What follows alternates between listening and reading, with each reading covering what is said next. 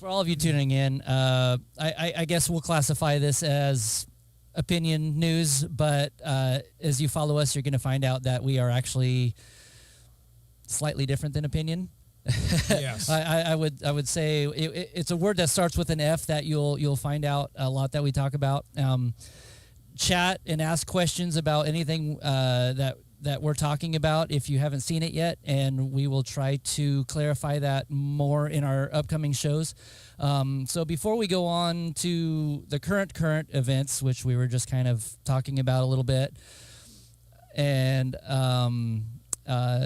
or talking about China and how they're indoctrinating other countries, I think we were going to kind of start off with our children and the education system, because this problem, in order to fix it, it's going to take Right. a generation or two. right. Because that's, if you think about when we 20 years ago during 9/11, we were both in our 20s, Yes. and then we saw some of our classmates and some of those people that we grew up with, and they kind of didn't have the same work ethic as us. They didn't kind of have Right. the same morality as us, and now those Which little was not a brats- big deal back then because Right, it wasn't that that bad. I mean, But now that these people are having kids that are now 20 years old and they could have kids themselves, it has gotten bad. It's getting really bad, and it all starts with our education. When companies are advertising for workers going, anybody willing to work.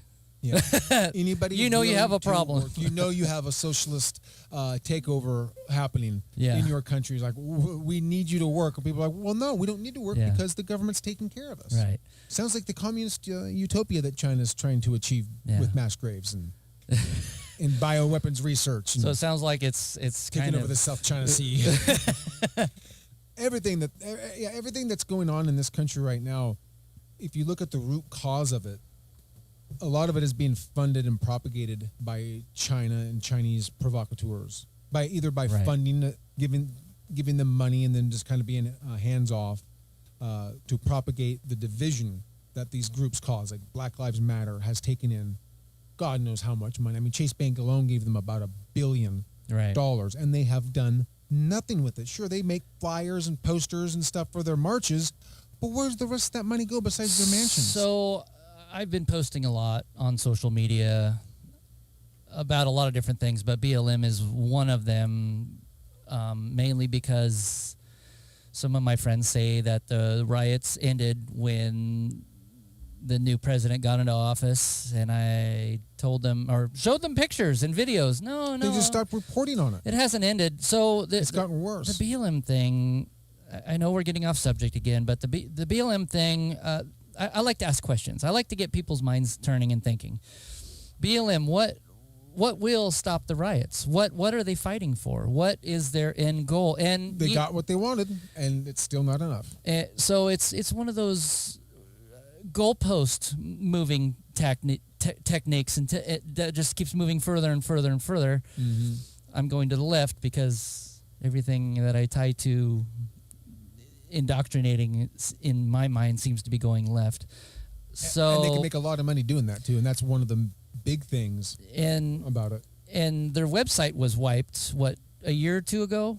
I believe so. You remember that they had ties to communist Chinese groups yeah that was funding them, and that all got wiped away. I can't remember the exact name. I'll have to look at it. Trevor Loudon of the Epoch Times had a good expose on that. Oh, okay. And he just wrote a book called White House Reds. There were those ties, and then they were fighting to dismantle the nuclear family, the Western nuclear family, yep. and then there was the LGBTQ thing. But their initial thing was for black transgendered. It was that people, was initially what it individuals. was. But then it just evolved into something bigger. So they can take a small incident Mm-hmm. and they just exploit it for their own purposes. If you look at the Q movement and the QAnon weirdos and whatnot, those people, there's a handful of them. They followed it die hard. There's no difference between that, BLM, and all this leftist indoctrination bullcrap that you're seeing on television. That if you're born white, you are inherently racist. If you're not anti-racist, you have to check your privilege. That's like a struggle session that Mao Zedong used to do. Right. And then another thing of these struggle sessions is you go in there and you basically say everything that's wrong with you, and then they just use that against you. Right. And you're that's screwed no matter what you do. And the billions of dollars they're making is not going to education to help educate them, after school programs, job training, right? All of these things. It should be going that to help them, but instead it's going to the other, like, taking taking the identity from our kids away. Yeah, that's the side effect of it. Their main goal is money and power. That is the side effect. But the side effect of that is the stuff that's happening in the schools and all of their because their number one goal is not social and racial justice. Right. Because we have that in this country. Yes. Who else is doing better than us? There's nobody, because we're only compared to perfection, right, which doesn't exist. Right. There's one group of people that promise perfection, and that's communists. The communist utopia is the perfect man-made heaven. Yeah. You dream, and that can never ever happen. So these people are motivated by money, but they have to keep the grift up. They have to keep it going, and so they have to instill the fear, and they have to divide along racial lines and keep us fighting each other, so we don't notice what else is happening. I mean, they're changing. One of the scary things is the way they're changing language. Because the language is your framework for processing your reality and coming up with coherent arguments and thoughts about what you're seeing. Right. And so if you can control that box, and you can slowly constrict that box to where anything outside of this, any thought outside of this, you're a conspiracy theorist, you're a racist, you can be shunned and nobody will listen to you. So like the DHS with the stuff that's going on the border, you can't, no more illegal alien, unaccompanied illegal minor. Yeah. Now they're changing undocumented this, whatever that. Exactly. And it doesn't sound as bad. That does nothing to help those people. Yeah. Nobody calls them aliens except for on a written piece of paper and government forms. Right. And maybe sports, or not sports, but TV newscasters. Yeah. The illegal alien immigration problem, this, that, and the other thing. It's not like we're going out on the street saying, hey, look at that alien. Yeah. Look at that alien. It doesn't exist. Yeah, no, it doesn't. So they're doing that, and they're creating this problem, and people, it's carpet bombing these people's minds with this propaganda. And when you carpet bomb a place, what happens? It's in total shambles and ruins. Yeah. And it's chaotic. And when that happens, you will take any antidote to make it stop. Right. Okay, this is too much. We can't take it. What are you promising? Okay, you're going to make it stop. Please. Okay, we'll vote for this. And then what do? They come back at you with something else. Get what they want, but it's not enough. Because real justice would be George Floyd going home with his family. Right. If Derek Chauvin would not have put his knee on the back of his neck, maybe he would still be alive. Right. Maybe he would have died of a heart attack because he was so excited and had all the drugs in his system. Yeah. It was a horrible situation.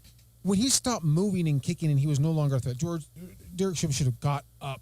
They should have never taken him out of the car. So there's a lot of things that, okay, we can analyze every situation and see what we can do better, but they don't care about that. Like a lot of conservatives will say, well, Tim Cast isn't conservative, but a lot of conservatives newscasters out there will say both of them shouldn't be praised because there was no good on both sides of that situation, but the way it was politicized and pushed so much one direction, that is just completely wrong. Yeah.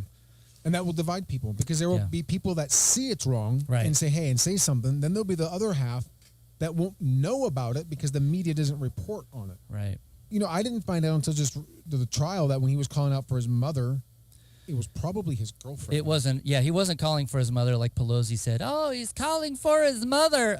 No, he called his girlfriend Mama. Yeah. Because the mother of his babies. Yeah. And they brought that up in the trial. So obviously Pelosi and who else? AOC even So brought that's that an up. emotion. That's what they do. They tie that to an emotional They play with response. your emotions. Fear sells. And you hear that once. Even though it's completely untrue, you hear it once. Yeah. You can never get it out of your head. Even though you are presented with contradictory evidence that shows, though, that that's not true, it's still going to have a less of an impact because you were lied to. Like Brian Sitnick, the officer, we all heard he was bludgeoned to death by Trump supporters with a fire extinguisher. 100% false. One of the biggest lies ever. If that would have happened, everybody condemned what happened on January 6th. You shouldn't go to the Capitol. You shouldn't do stupid stuff like that. But they were just idiots wearing horns and face paint and stood at a desk, and they're in jail. Didn't they say he had 2 blood clots, had an aneurysm? Had a stroke. 2 blood clots? Stroke. Okay. Yeah. Or something was going on with the mace and he went okay. back to his police station, and Okay. he had collapsed, and he checked himself into the hospital, Yeah. and he died the next day. Oh man, Which makes you think. that's sad. You got to think. I'm not really into the conspiracy theories, Right. but if they knew who he was and he went in the hospital and said, "Hey, I'm a cop.